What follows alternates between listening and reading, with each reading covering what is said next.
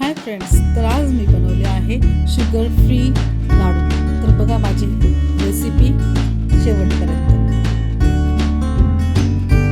यामध्ये मी खजूर घेतले, अंजीर घेतली आहे, सिया सीड घेतलेली आहे, तीळ घेतलेली आहे, चण्याची डाळ घेतलेली आहे, हे फ्लॅक्सी सीड आहे,